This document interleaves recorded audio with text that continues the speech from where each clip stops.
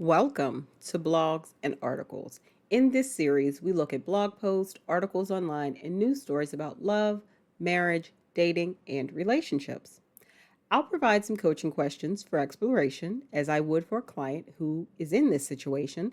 Then finally, I'll provide my commentary at the end of just me being myself, unfiltered and unadulterated. Hi, I'm Janelle, the relationship coach behind The Successful Invisible. I help professional Black women who are 35 plus date and partner with more self awareness and intentionality. Check out the links in the description box below to sign up for my next 5-day self awareness and dating challenge. Remember to like, comment, share, and subscribe. Here's an article that I recently found on Forbes: 2 reasons why hibernation relationships don't last, by a psychologist. So let's jump into it. A hibernation relationship refers to when a couple comes together during the winter months, spending significant time denning indoors away from the cold. It's like being in a cozy bubble where they find comfort in each other's company, embracing the intimacy and quiet of the season. Whether it's binge watching shows, cooking elaborate meals, or spending entire weekends lounging on the couch, couples in these relationships savor the cocooning nature of winter. This seasonal closeness can feel magical. The slower pace of winter also naturally encourages introspection and bonding. With less pressure to socialize, partners often deepen their connection. Emotional intimacy grows, and shared activities create a sense of closeness that can feel genuine and special while it lasts. As spring approaches, the dynamic in such relationships begins to change. The psychology behind hibernation relationships. From a psychological standpoint, hibernation relationships can be viewed as a response to seasonal rhythms. Winter naturally invites reflection and retreat, aligning with our need for rest and rejuvenation. During this time, the desire for physical warmth, emotional comfort, and connection often leads people to seek intimate companionship. Additionally, research published in Perception suggests that perceptions of physical attractiveness can vary seasonally, with participants rating certain traits differently in winter as compared to summer. Specifically, preferences related to body shape were found to fluctuate, with higher ratings of attractiveness in the colder months and lower ratings during warmer seasons. Similarly, the psychological dynamics of hibernation relationships also shifts as winter ends. The change in season often triggers a change in priorities, which can lead to the dissolution of hibernation relationships. Warmer weather brings new energy, naturally triggering a desire to re enter the world. The spontaneity of outdoor activities, reconnecting with friends, and resurgence of social events stir up a sense of restlessness and a need for novelty. Once cozy dynamic can start to feel suffocating, and the romance that flourished indoors begins to fizzle. Here are the 2 reasons why these relationships may no longer fulfill the emotional needs of either person as spring takes hold. Number one, internal changes echo environmental changes. In the winter, couples in hibernation relationships find intimacy in the quiet, closed off space they share. However, as winter passes, the confinement of indoor spaces combined with the lack of external stimulation can cause tension and a sense of stagnation in relationships. As the weather warms, they often feel the urge to seek out new social and engaging environments outside the home. This desire for novelty and activity in the outside world can unintentionally create distance, reducing the quality time spent together and making it harder to maintain connection. Catherine Milkman, a Wharton researcher, explores this idea in her work on the fresh start effect. According to her, moments like New Year's, birthdays, or the first day of a new season inspire motivation by offering a sense of a clean slate, something that can be especially impactful in relationships. Milkman's research found that even subtle moments, like the first day of spring, can significantly boost goal setting. People were 3.5 times more likely to set goals on spring's first day than any other, highlighting the power of seasonal shifts to motivate growth and change. This explains why couples can also feel the urge to reset and commit to new goals for their relationships. Seasonal changes can also influence hormones, affecting our emotions and physiology. For instance, a 2016 study found that testosterone levels tend to be lower in the winter and rise with warmer weather. As testosterone levels increase in the spring, people may experience a heightened desire for exploration and activity, which can draw them away from a relationship that thrived during the quieter winter months. These hormonal fluctuations can make hibernation relationships feel less fulfilling as the seasons change. Number two, most people enter hibernation relationships for the wrong reasons. In some cases, one partner might expect a hibernation relationship to continue beyond the winter months, while the other views it as a temporary connection to pass the cold season. These misaligned expectations can lead to disappointment and eventually a breakup once spring arrives. Sometimes, a fear of being single or feeling alone can also cause us to settle for relationships where we're not really committed to or excited about, but enter to find security and a sense of connection. However, this is rarely created However, this rarely creates a strong enough foundation to keep couples together, as what binds them is situational rather than stemming from aligned core values and genuine compatibility. So, the transition from winter to spring can stir up various environmental, emotional, and biological factors that make the dynamics of a hibernation relationship sustainable, leading to its eventual end. While such relationships may provide warmth and companionship during colder months, they can leave partners feeling confused or emotionally vulnerable when they fade. If one partner is caught off guard by the breakup, it can trigger feelings of abandonment or inadequacy. Hibernation relationships, like any short term connection, require emotional maturity to navigate. It's important for partners to assess whether the relationship is based on long term compatibility or simply a seasonal connection. Recognizing its temporary nature can help mitigate disappointment, allowing both individuals to view it as a positive chapter rather than a failure.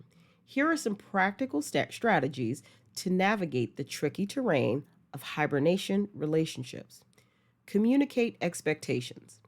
Both partners need to be upfront about what they want from the relationship. Are they seeking something long term, or is this just a seasonal connection? Open dialogue can help prevent misunderstandings later. Avoid overinvestment. While it's easy to get swept up in the warmth of a hibernation relationship, maintaining a sense of individual identity is crucial. Spending time with friends, pursuing personal hobbies, and staying engaged in your own life ensures you don't become overly reliant on the relationship and stay attuned to your own needs, which helps avoid impulsive decision making in your love life. Be prepared for change. Understanding that a dynamic based on a solely seasonal connection will likely shift when spring arrives helps manage expectations. If you only seek a short term connection, embrace the relationship for what it is in the moment, while acknowledging that change is a natural part of life. Take time for reflection. If a hibernation relationship ends, take time to reflect on what it taught you about your emotional needs and relationship dynamics. What was fulfilling during the winter months? What did you learn about your desires for companionship? In essence, hibernation relationships may not last forever, but they can serve as an opportunity for growth, connection, and exploration. These seasonal relationships offer valuable insights into the role that timing, our environment, and emotional needs play in our connections with others. So this article was by Mark Travers, PhD. He is an American psychologist who writes about these topics for publications such as Forbes. All right, now let's jump into some coaching questions that I often ask or would ask in a session with a client who was going through anything similar to the article that I just read. So grab a fresh pen and a notebook and answer these coaching questions truthfully and fully in order to kind of go deeper on your own journey to greater self awareness when it comes to dating and relationships. And as you know, first relationship, of course, that we need to get healthy around is a relationship with ourselves. So let's jump into these questions for reflection. Question 1. What emotional needs or desires typically arise during seasonal transitions, and how can they be met in ways that foster long-term fulfillment? This is very important for any person, any adult who's interested in a relationship to really assess about themselves. Do they tend to fall into certain ways of being or patterns during different seasons? You know, we've heard of hot girl summer and cuffing season and all those things. I'll talk a little bit more about that in just my thoughts. But it's very important for each of us to identify our relationship patterns or even just our desires if we're not actively in relationships. So we are more mindful of our needs when seasons approach. This will also help an individual be less receptive or actually more aware if someone is trying to take advantage of them during these particular times. So think about this and really identify what this means to you and some of your emotional needs during different seasons. Question 2. How might shifting environmental factors such as weather or social rhythms influence relationship dynamics and personal priorities? I would say this definitely piggybacks off the first question because many times we're unaware of when we are very focused on something and then we shift to something else and it wasn't intentional. It was very almost a subconscious shift.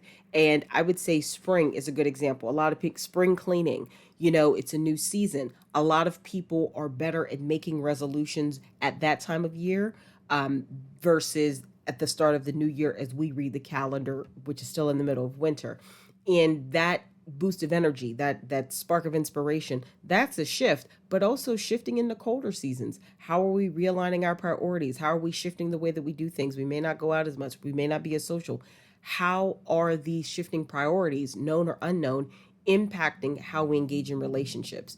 Most people aren't aware of this about themselves, so take your time and really break down how this impacts you because this question will be very, very useful and a great tool for self awareness as you go about in your dating lives.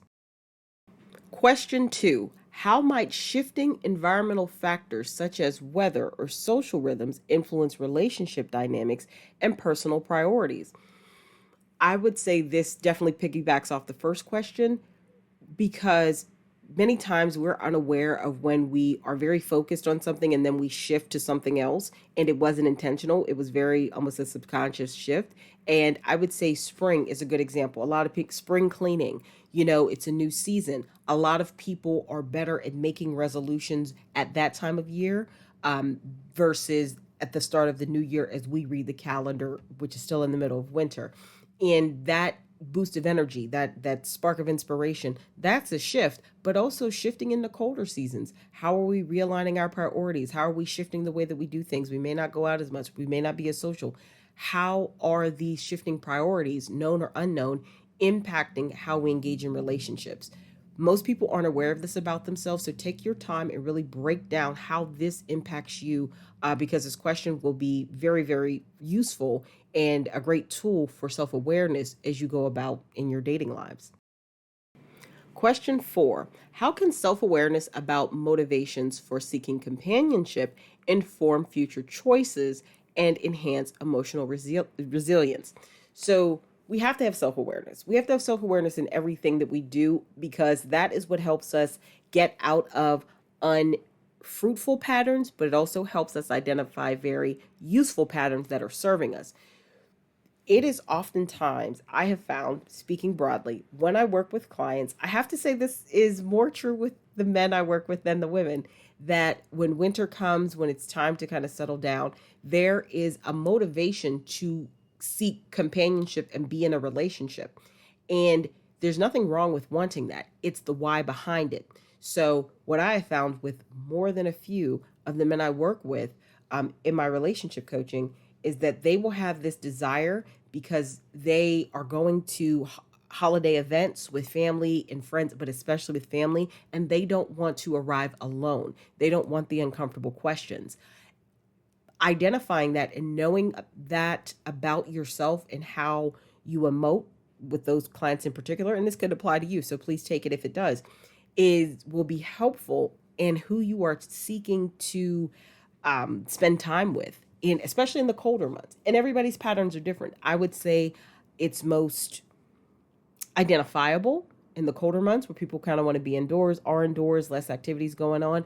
But having self awareness about your motivations and seeking companionship will save you a lot of time, a lot of headache, and just a lot of trying to force something with a person that is truly not in alignment with you. So definitely work on that and definitely identify within yourself what are some of the motivations you have about partnership, especially when it's seasonal. Question 5. What lessons can be drawn from past relationship experiences and how might they shape personal growth and understanding of compatibility? Once again, this is about self reflection. If you have been through, and as grown adults, the people I work with, many of us have at least been through one very impactful relationship in our past that maybe changed the way we saw things, changed the way we saw love for good or bad, changed the way we move with a partner, changed the way we interacted.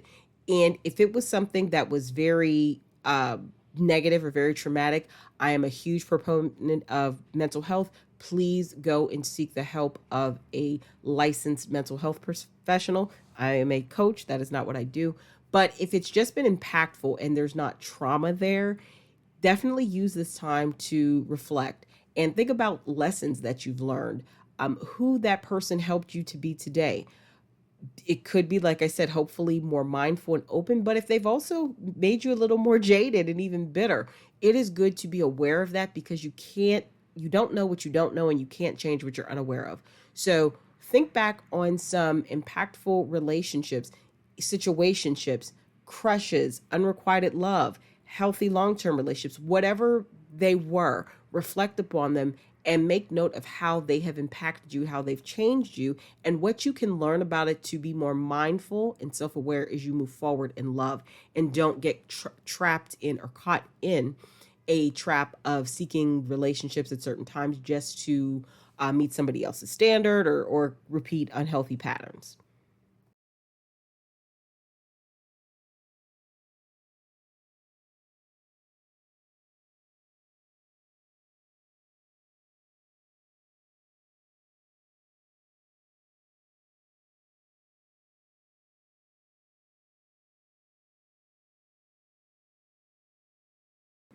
Let's jump into one of my favorite parts of any of my blogs and article videos. And here I want to offer just my thoughts on what we've just read, how I see it translating in, my coaching and the wonderful people I coach with, and just any broader concepts that come up. Just my thoughts. My thoughts on this article can be summed up pretty quickly, pretty easily. I like the way they said that, like this, you know, habitation or hibernation, time where relationships can't work. If you are familiar with any AAVE, it's called cuffing season. And it's very common for people to, especially men, hate to say that, who are seeking relationships in the colder months. A lot of times it's because there's another need that's going to be met. Hobosexuals, meaning men who are seeking companionship with women who are very financially stable, so they'll have a roof over their head. I implore my clients to really, really think about in these colder months about whether they want to get in a relationship. I have found it can be a very challenging time to fight the urge to be in a relationship not saying it's a bad time. You just need to have a lot of awareness because you don't want someone who's trying to use you for your resources in a place to live in, heat, but you also just don't want to fall into a routine because it's comfortable and you're being lazy. So this is good for my clients to really understand in the winter months if they're seeking relationships with a partner. Why are they doing it? What is their motivation? Are they clear about the expectations? And this is where I disagree with the article. They're kind of like, see it for what it is, and if it is just a situationship, be prepared to let it go. I honestly don't believe that it is healthy for people to engage in things that are going to harm them emotionally. And love is one of those tricky areas. If you know that you are an individual who wants long-term partnership, companionship, monogamy, etc., do not fall into this hibernation love thing. It is not a best fit for you. If you are the type of individual who is okay with these short-term things, there's two things I ask you to do. Definitely self-reflect upon why you want that, because there could be something deeper to it that I would ask you to explore with a therapist. But also, if you are truly comfortable with it, are you making sure you're not causing harm to somebody else? Because that's a big thing too. You may be cool with it, but then you have a lover that you're dealing with that you aren't being as transparent as you thought you were about communicating expectations and the boundaries of this relationship, and maybe even the expiration date. So I don't think it's particularly healthy or necessary to take on that in the potential emotional baggage, drama, trauma, etc. from it. But to each his own, and I think everyone has to determine what's the best for them. But stay away from just being in a relationship because it's cuffing season, or just being in a relationship, and also be very mindful if somebody's approaching you because they are a homosexual. That is somebody who is seeking a relationship with you strictly to have a roof over their head, etc. So all in all, be self-aware, be mindful, and truly vet the people that you're dealing with, because there's a lot of different personalities going on out there. There are a lot of undiagnosed mood and mental disorders as well, and you don't want to be in an unsafe situation. This applies to men and women because you're dealing with someone who doesn't have the range to understand what this is or what it isn't. So I just say be safe in whatever you choose. Be very mindful, be very intentional, and be self-aware of why you're doing it. Thank you for joining me today for this episode of Blogs and Articles, The Truth About Hibernation Love, 2 key reasons they fail. Remember to like, comment, share, and subscribe. Check out the links in the box below to sign up for my next 5-day self-awareness and dating challenge. Also, check out my podcast, The Successful Invisible, on Spotify and Apple Podcasts. Until next time, this is your coach, Janelle. Stay empowered and see you on the next article or blog post.